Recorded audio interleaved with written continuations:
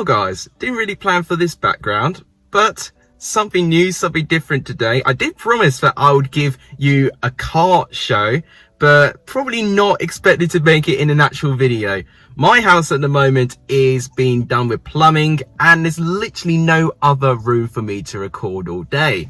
So I am sweating and dying in my actual car. So we're going to do the transfer show, and straight afterwards I'm going to show you what it is all about. And this is your reward for pushing me to 600 subscribers, so thank you so much for that. But enough of me waffling, let's get on with some recent transfers.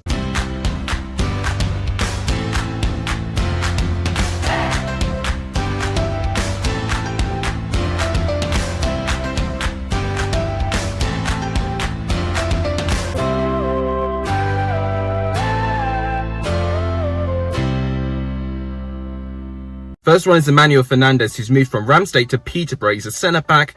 Don't know too much about him, but it's good to see that Peterborough is still making some news. And he's a very young centre-back, to be honest with you. So he could be one that could completely thrive in a new level in the Championship. I am intrigued to see how he gets on with the Championship. Sam McCallum, he has joined from Norwich to Queen's Park Rangers. Now, of course, he spent most, if not pretty much all the season last year with Coventry, made 42 appearances and managed to score 1 goal and 3 assists in those 42 appearances as well. Was a very important player in that Coventry squad, to be honest with you. So I think Queen's Park Rangers got a really good get here. I swear I'm going to have to close my window in a minute, but I'm actually going to boil to death if I close my window.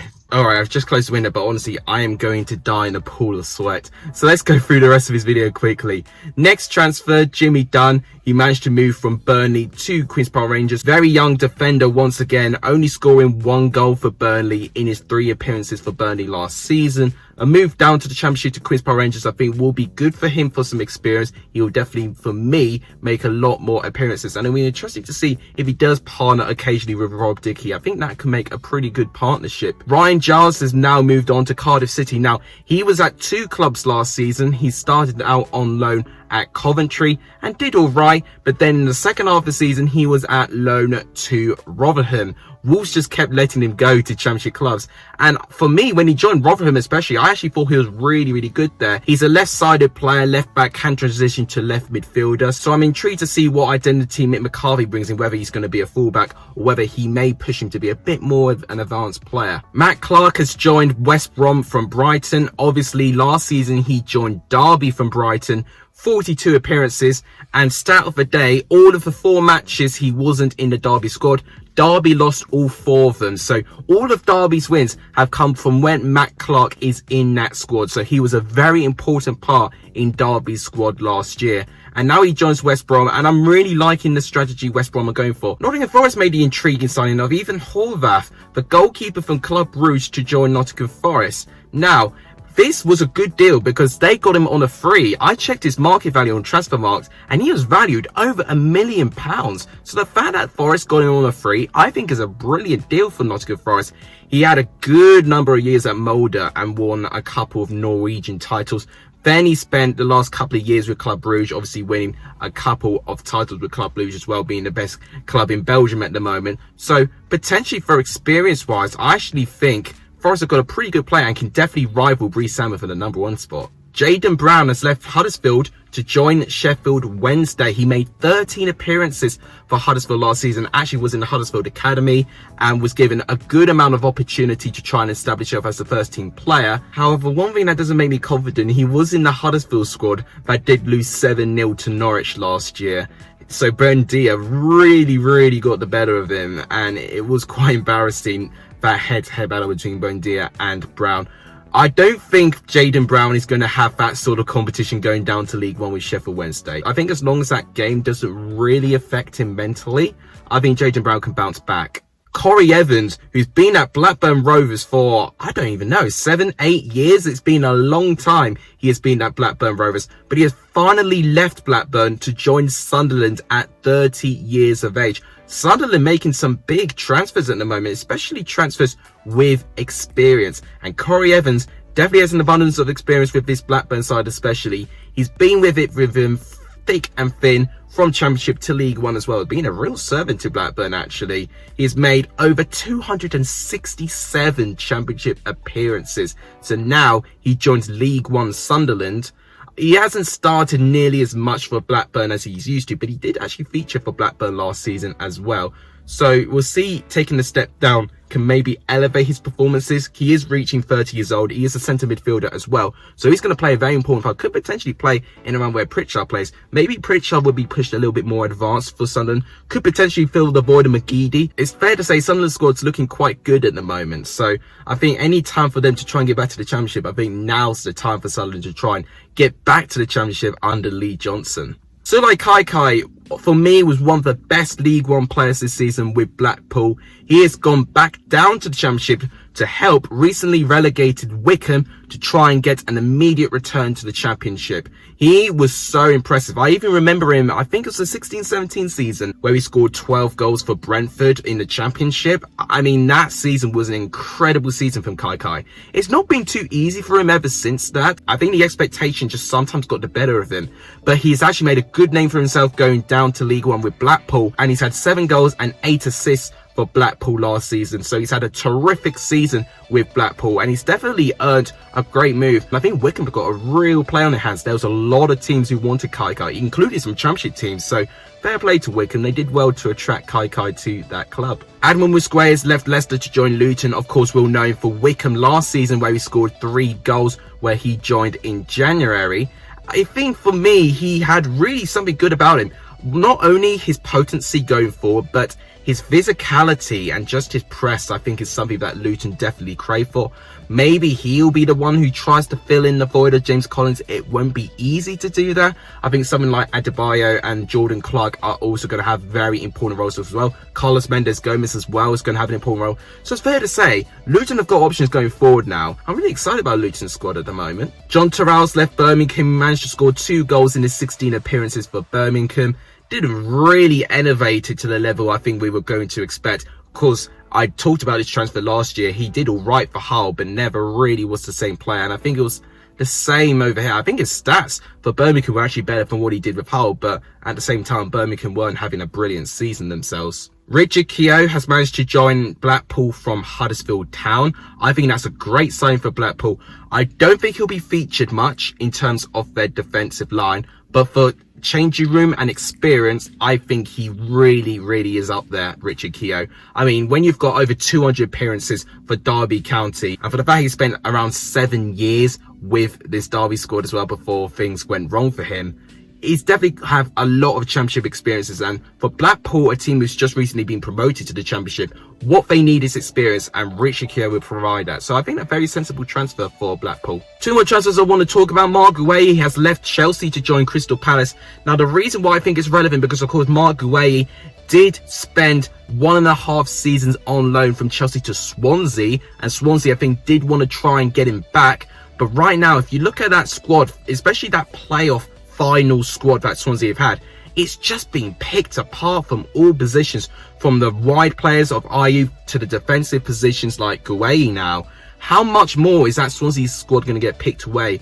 And that really elevates the importance of Swansea trying to still improve their transfers. Really happy for Marc Guehi that he's working under Patrick Vieira now. And finally, news I got just today, Famara Jeju has left Bristol City. I mean, we knew that his contract did run out, but he's officially joined Alanspor, who I think are in the Turkish Super League. So those are all the confirmed transfers as of now. If I've missed anyone out, let me know in the comments down below. Now we go on to the rumours, and honestly, I am absolutely dripping. Let's try and end this quickly. So one topic I want to talk about is the Derby squad that we saw that played against Manchester United recently in their pre-season friendly. They had 3 trialled players. All 3 of them have been linked with other clubs.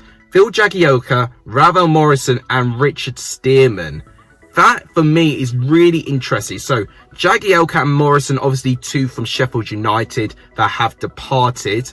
Jagielka obviously has not had a club since his contract did run out with Sheffield United. Ravel Morrison, where has he not been in the Championship, to be honest with you? I think, how many clubs would that be now? Would that be his 11th club within 10 years? It's ridiculous, the amount of clubs that Morrison has gone on to. And Richard Stearman, of course, we know him recently playing at Huddersfield. I think his contract's run out as well. But also, one thing that's really interesting about that Derby squad at the moment is what Wayne Rooney said after the match. And it's almost like a cry for help. Apparently, Wayne Rooney at the moment has no available centre-backs. Of course, you know, a couple of clubs, including Derby County, have been put under a transfer embargo due to profit and sustainability rules. And it means they can't sign a player. So at the moment, Derby squad, especially at the back, is incredibly weak. And I think the fact they just lost Matt Clark like that as well is also not good for Derby. I do fear for them, especially if they cannot even get some of those trialled players in. I don't even know if they're permitted to. So at the moment, Mel Morris needs to do something about this. Another rumour's on Adam Armstrong. So Adam Armstrong is going to be the main rumour, I think, in that whole transfer window, along with Danjuma. And we will talk about Danjuma later on. But with Armstrong at the moment, one latest rumour I've heard is Watford entering the race and trying to do a swap deal plus a money deal from Armstrong to Andre Gray. Of course, you know Andre Gray being a former Championship Golden Boot winner, but that was over 5 years ago with Burnley. And since then, things have changed. He's just not had that same goal scoring form since those 5 years. No way that he's going to reproduce the numbers that Adam Armstrong produced with Blackburn last season. 28 goals is really hard to replace for anyone, to be honest with you, let alone Andre Gray, who's especially played for Burnley as well, who are really fierce rivals with Blackburn as well. So I don't think that move would go down well. I think Blackburn would definitely want to try and get a big money deal, and I think that's what they're trying to hold out for at the moment with Adam Armstrong. So let's talk about Danjuma signings now. So Danjuma, I did talk about last week, and I don't really want to repeat myself, but we did get some more news about the Danjuma transfer, which I do want to tell you guys. So Leicester have been linked with Danjuma recently, and we have heard from Bournemouth that we now have a price that they want to try and sell Danjuma for. It is 35 million. Now that, we're talking about Emiliano Buendia money here. So that is quite insane. For me, I think 30 million for me would have been a bit more reasonable. So I think 35 is a little bit OTT for Bournemouth. But understandably, they do not want to let Danjuma go, and they do not want to make it easy either. West Ham have been linked as well. Everyone has been linked as well. Even Villarreal from the Spanish league has been linked with him as well. Lille have been interested as well from the French league. So a load of clubs, especially around the world, have been interested about Danjuma. They know what a special player he is. One transfer I heard today was Scott Dann. Bournemouth have been linked to sign the 34-year-old from Crystal Palace. Now, his contract ran out this year, and he's only made 16 appearances for Crystal Palace, if I'm right in saying. So it makes sense why his contract has not been renewed and why he wants to move away. Bournemouth, I think if they get Scott Dann in, it'll be a brilliant signing. With the amount of Premier League experience he's had, I think he could definitely be good for leadership, and I think he could definitely really step up to the plate in the Championship. So I'll be really excited for Bournemouth if they can attract Scott Dann. Sandro Kunenovic is an under-21 Croatian striker that Chris Hughton and Nottingham Forest have been linked with quite recently. Don't know too much about him, but I do know he's got an abundance of potential. I think potential over experience might be what Forest need to do to just try and improve on that mediocre 17th place finish last season. So I like the strategy that Hughton's going for at the moment. One of the biggest upcoming stories is on Matt Crooks. Now, he has been linked so many times throughout this window already. Now, what I've been hearing is that Middlesbrough are reportedly closing in on Matt Crooks. Now, the competition to get Crooks was incredible because we've had deals and bids from up to £400,000 with a maximum of 1.25 million. So it's been really competitive. I know Peterborough have made a bid for him. I think Bristol City may have had a bid for him as well. There's been so many clubs bidding for Matt Crooks.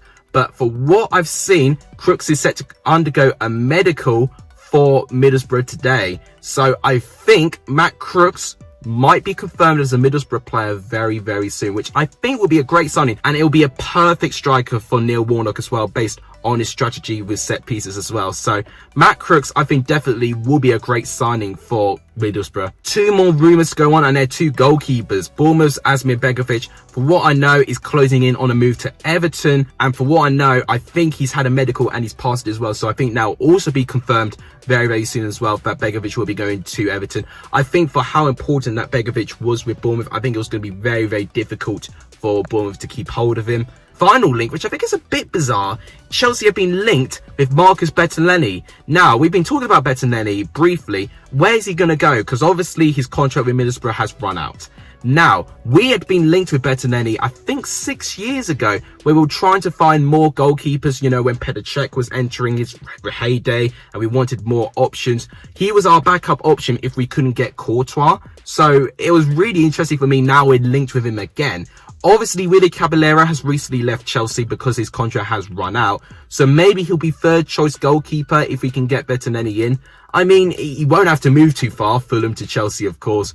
But I don't know if he'll be the right option, to be honest with you. So, bit of an interesting one for me. So, that wraps it up for the transfer show. And for once, I'm glad the video's over because I'm absolutely dripping. It's ruined my new haircut as well. If you guys enjoyed it, please give the video a like. Do let me know. And before we end the video, let's actually show you my car. So, as you can see, that's the outside of the car. Steering wheel. It is a Volkswagen. Computer here, which is all my notes that I had for today's video. Can see the seats at the back as well. I don't know how good the quality is. Unfortunately, with my camera, I cannot switch it. I presume you can see the wing mirrors and stuff pretty well. The handle, keys as well. Radio here. Let's not actually play some music because I tell you what, with the amount of claims that I got for my 2 football tale shows, I don't really want to risk getting the strike. So there we go. The side of the car is here. Volkswagen right there. Don't know if you can see my reflection here, so you can have a little bit of a teaser how tall I am. But yeah, that is literally my car. Hopefully to keep the wheels nice and clean as well. And finally, I'm in a bit of shade and a breeze has just come in as well, which is absolutely amazing.